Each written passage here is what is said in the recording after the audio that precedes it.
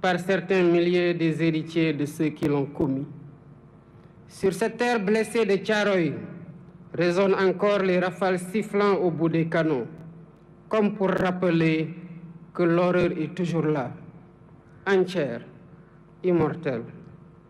Des profanes comme beaucoup d'entre nous, jeunes et moins jeunes, se poseraient la question de savoir de quoi s'agissait-il exactement. Tellement la chape de plomb était fermement posée depuis trop longtemps pour tenter de rayer cet épisode fâcheux de notre histoire. Il s'agissait d'Africains, en majorité arrachés à leur terroir contre leur gré, pour aller combattre au service de l'empire colonial français d'alors. Ils formaient le régiment des tirailleurs sénégalais. Ils venaient presque de tous les territoires coloniaux d'Afrique occidentale, équatoriale et de l'Est, devenus au moment des indépendances 17 pays. Ils étaient du Bénin, ils étaient du Burkina Faso, du Cameroun, des Comores, du Congo, de la Côte d'Ivoire, de Djibouti, du Gabon, de la Guinée, de Madagascar, de la République centrafricaine, du Sénégal, du Tchad et du Togo. Longtemps ignorés et banalisés, ces tirailleurs ont pourtant bravé les épreuves pour aller combattre très loin de chez eux. Des conditions de voyage éprouvantes, entassés dans les cales des bateaux, aux champs de bataille où ils ne portaient que des tenues simples sans défense, jusqu'en 1943, quand les Américains les équipèrent, les tirailleurs ont tout sacrifié. Ils ont donné de leur jeunesse, ils ont donné de leur sang, ils ont donné de leur chair pour la liberté et pour la paix dans le monde. Excellences, Mesdames et Messieurs, malgré les pertes énormes sous les balles nazies, les faits d'armes du régiment des tirailleurs sénégalais sont incontestables et ont grandement contribué à la victoire des Alliés. Qu'il s'agisse entre autres de la libération de la Tunisie, du débarquement à l'île d'Elbe, de la libération de Toulon et de celle de Paris, ils ont tenu leur rang en combattant de manière acharnée, parfois jusqu'au sacrifice suprême pour conquérir une localité ou tenir une position. Ils méritent tous les honneurs, ils méritent notre respect, ils méritent notre admiration. Mais la suite de l'histoire est à l'inverse de ces immenses sacrifices consentis. À la place d'éloges et de reconnaissance, l'ordre fut donné de neutraliser ceux qui avaient enduré la ségrégation dans les prisons allemandes et la rigueur de la captivité. L'irréparable se produisit le 1er décembre 1944, ici à Thiaroye, quand le général Dagnan ordonna de tirer sur des innocents désarmés, dont le seul tort a été de réclamer le paiement de leurs indemnités, primes et autres allocations. C'était là un acte prémédité, visant à réprimer des revendications légitimes, à dissuader d'autres et à perpétuer l'ordre colonial. Le crime fut commis et les faits sont incontestables. Voilà le sort qui a été réservé à certains qui ont contribué à écrire dans le sang et la sueur la glorieuse histoire de la libération. Aujourd'hui, par devoir de mémoire, de vérité et de justice, nous ne pouvons oublier l'horreur des exécutions sommaires ici au camp de Thiaroye. Il est impératif de rappeler l'histoire, toute l'histoire, sans trop de mémoire. C'est ce qui fonde l'essence universelle des valeurs de paix, de liberté et d'égale dignité attachées à la nature humaine. Excellences, Mesdames et Messieurs, toutes ces raisons ont renforcé notre conviction de commémorer l'anniversaire du massacre de Thiaroye pour, d'une part, rendre hommage aux victimes et graver leur mémoire dans notre conscience collective, et, d'autre part, jeter les bases de la restauration de la vérité historique en mettant fin à l'omerta sur cet épisode tragique, omerta voulu et entretenu par l'autorité coloniale. Ce faisant, il ne s'agira pas d'une porte ouverte, pour susciter le ressentiment ni entretenir la colère et la haine. Non. Ce que nous faisons ici relève du devoir de mémoire contre l'oubli et pour la manifestation de la vérité des faits, pour nous acquitter d'une dette morale vis-à-vis des tirailleurs et de leurs familles. C'est pourquoi nous avons mis en place un comité international de chercheurs indépendants pour aider à la reconstitution exacte des faits et à une meilleure connaissance de cette séquence de notre histoire partagée avec la France. Pour faciliter les travaux de recherche, j'ai sollicité du président de la République française la mise à disposition de tout document d'archives pouvant contribuer à la manifestation de la vérité et leur collaboration le moment venu dans la localisation des sépultures et l'identification éventuelle des victimes.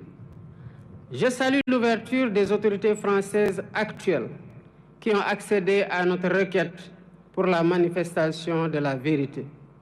Ainsi, avant cette commémoration, des membres du Comité international de chercheurs se sont rendus en France et ont eu des séances de travail avec les autorités françaises et les responsables des sites où sont présumées gardées les archives manquantes.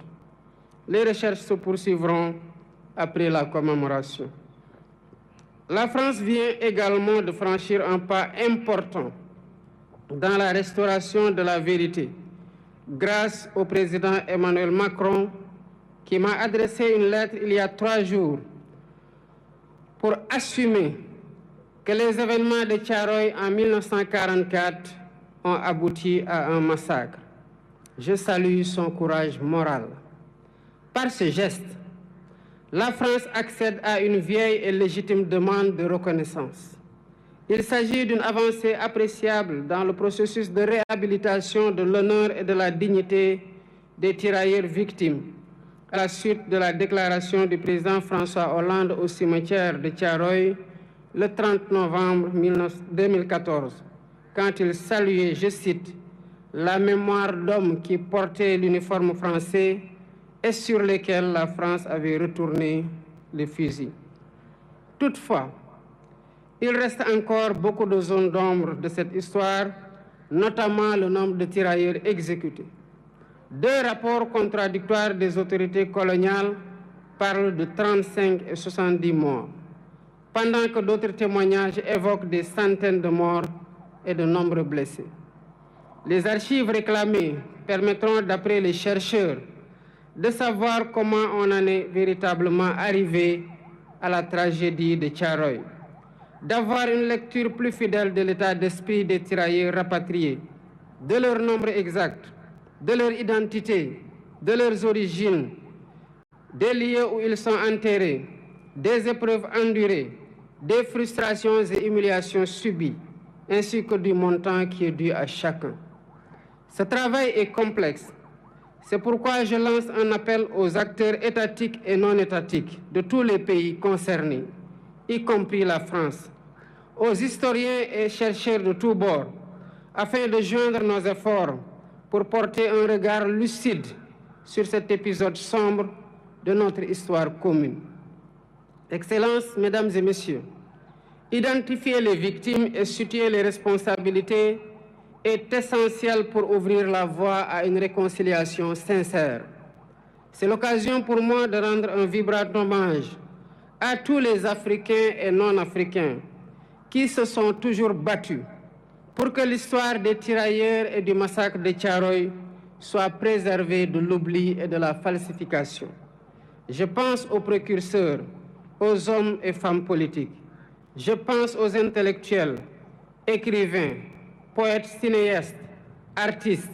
Je pense aux bonnes volontés, personnes physiques et morales. Sans la synergie de tous ces efforts, le combat pour la justice et la vérité n'aurait pas prospéré. Mais cette vérité exige encore d'être pleinement révélée, transmise et reconnue. Nous devons encourager cette dynamique pour restaurer la mémoire et la dignité des tirailleurs sénégalais. Pour ma part, j'initierai plusieurs mesures de réappropriation de cette histoire commune avec 16 pays africains frères. Premièrement, Un mémorial en l'honneur des tirailleurs sera érigé à Thiaroye pour servir de lieu de recueillement et de mémoire ouvert à toutes les nations dont ils étaient originaires, ainsi qu'au public. Deuxièmement, un centre de documentation et de recherche dédié aux tirailleurs sera érigé pour conserver la mémoire. Ce centre recueillera des archives, témoignages et récits, tout en soutenant la recherche et l'éducation autour de cette histoire partagée. Troisièmement, des rues et des places porteront le nom de cet événement tragique, de ces soldats, pour inscrire leur sacrifice dans notre quotidien et notre histoire collective. Quatrièmement, l'histoire de Thiaroye sera enseignée dans les curricula éducatifs. Ainsi, les générations futures grandiront avec une compréhension approfondie de cet épisode de notre passé. Cinquièmement, la journée du tirailleur est désormais fixée le 1er décembre de chaque année, jour de commémoration du massacre de Thiaroye. Excellences, Mesdames et Messieurs, l'histoire de la guerre et des répressions armées n'est jamais ordinaire. Elle est rarement racontée de façon intégrale. Ce fut le cas de la Seconde Guerre mondiale et surtout ses conséquences dans les colonies qui connurent des répressions innommables. Thiaroye 1944, Sétif et Guelma en Algérie en 1945, Hanoï et Haiphong au Vietnam en 1946, Madagascar en 1947, Douala au Cameroun ou Dimbokro en Côte d'Ivoire en 1948-1949 et bien d'autres lieux. Chacune de ces histoires vit en nous par l'exercice mémoriel, ce qui nous rend fiers et reconnaissants envers nos anciens combattants. Rendre hommage à ces tirailleurs n'est pas seulement pleurer nos martyrs, c'est porter leur combat et en faire un levier pour réinventer nos rapports avec nous-mêmes, avec notre histoire et avec les héritiers de ceux-là qui ont été les auteurs de la tragédie. C'est dire au monde que les tirailleurs sénégalais n'étaient pas des mercenaires, mais bien les défenseurs d'une dignité humaine universelle. C'est proclamer haut et fort que cette dignité, si longtemps bafouée, ne sera jamais, plus jamais sacrifiée sur l'autel du silence et de l'oubli. Le massacre de Thiaroye est une blessure, mais il est aussi une leçon qui nous enseigne que la fraternité, l'unité et le refus de l'oubli sont les armes les plus puissantes dont disposent les peuples libres pour écrire leur avenir. Que cette commémoration, 80 ans après, ne soit pas qu'un moment de recueillement, qu'elle soit un serment renouvelé, un serment de justice, un serment de mémoire, un serment de vérité. Pour que plus jamais Thiaroye et les événements similaires ne se répètent sous aucune forme, nulle part ailleurs dans le monde. Nous honorons aujourd'hui des héros, et en les honorant, nous nous rappelons que nous avons nous-mêmes un devoir, celui de leur être fidèles, fidèles à leurs valeurs, fidèles à leur combat et fidèles à leur vision d'un monde plus juste. Ensemble, pour la vérité historique restaurée du massacre de Thiaroye, pour la justice, la liberté et la dignité pleine et complète. Je vous remercie de votre aimable attention. Fermez le banc!